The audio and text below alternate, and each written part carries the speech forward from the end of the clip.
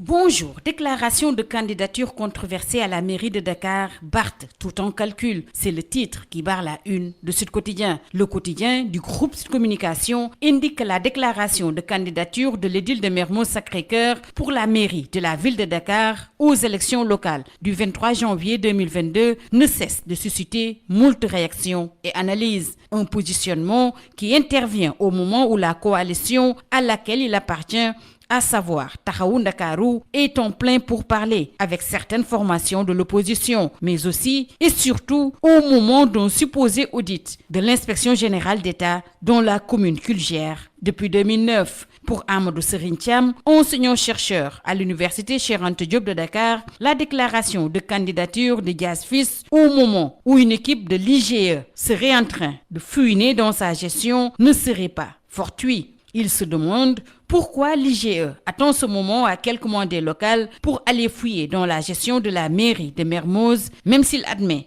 que le dit corps de contrôle est bien dans la légalité et la légitimité d'enquêter sur toutes les municipalités. Mais le temps est très inopportun, dira l'enseignant-chercheur, d'autant plus qu'il croit dur comme fer que pour les questions politiques, il n'y a jamais eu de coïncidence. Parlons toujours politique avec le gouvernement face à la presse d'hier, notamment avec le porte-parole du gouvernement, Oumar Gueye. Départementalisation de Keur Massar, Oumar Gueye justifie la décision par une présence plus accrue de l'État. Toujours à travers les colonnes du Soleil, Oumar Gueye parle d'une correction du découpage de 2011. Place à présent au président de la République Macky Sall avec sa visite au khalife général des Mourides Serigne Mountakha Mbacké, relatée par Le Soleil et L'Observateur. Le chef de l'État a été reçu hier soir à Touba par le khalife général à la résidence de Darou Minam. L'Observateur révèle les secrets d'une audience nocturne assez particulière. Le chef de l'État y a passé plus de 2 tours d'horloge en compagnie de Serigne Mountakha et de quelques dignitaires mourides. Selon des sources de l'Observateur, l'audience entre le chef de l'État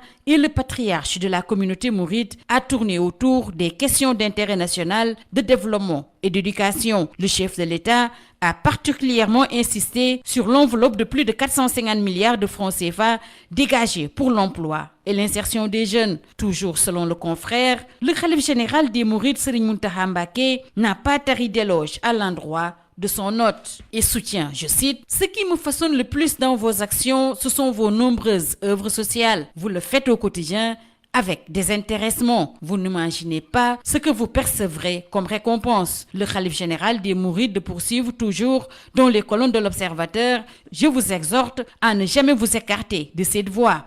Restez sur cette voie. Les actions que vous posez sont des actes bénis par Dieu et son prophète. » Serigne Mountakha Mbacké d'ajouter enfin, « Vous pouvez compter sur mes prières pour que vous puissiez réaliser votre rêve à la tête du pays et même au-delà. Soyez rassurés. » Rassurons pour le peuple palestinien, la manifestation d'hier l'est assurément, informe Sud Quotidien. Free Palestine inonde la place de la nation.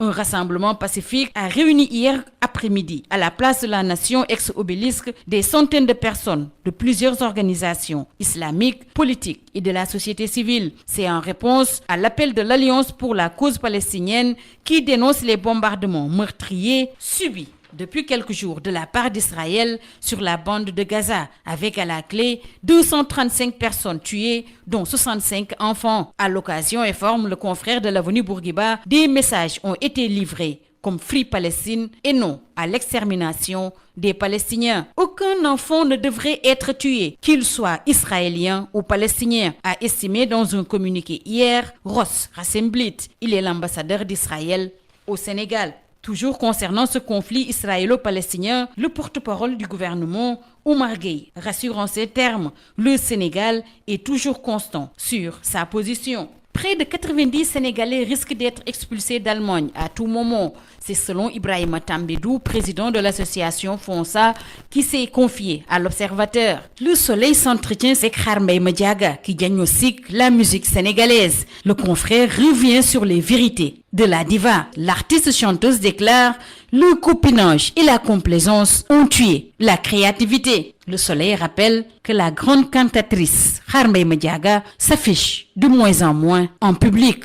En sport, SAT, le quotidien du sport, s'intéresse à la dernière journée en Liga et Ligue 1. L'ultime bataille pour le titre. Atlético ou Real qui va s'emparer de la couronne et Lille ou Paris, champion, qui est le plus beau, ne peut s'empêcher de se demander. Stade, le quotidien du sport, qui revient également sur les élections à la Fédération sénégalaise de football, notamment le programme commun de gouvernance du foot. Sayer Seck, Mbaye Diouf Dia, Lamotte et Madi Touré s'unissent. Record s'intéresse à la Coupe CAF Jaraaf Cotton Sport de ce dimanche. Les Médinois pour le ticket en demi. Le confrère s'intéresse également à la Ligue 1 avec le crucial Génération Foot. AS Pikine, ce sera à Déni. Biram Ndao, la première journée de la CAN Beach Soccer intéresse également. Record, le Sénégal démarre contre l'Ouganda. Terminons par Sunulombo Tapha Tine Boy Niang 2, officialisé hier au CNG. Les dés sont jetés et la June déclare par A ou B, Tapha Tine doit battre Boy Niang 2. Et selon Burhan Wade, Tapha Tine n'est pas dangereux. C'est tout. À vos journaux et très bonne lecture.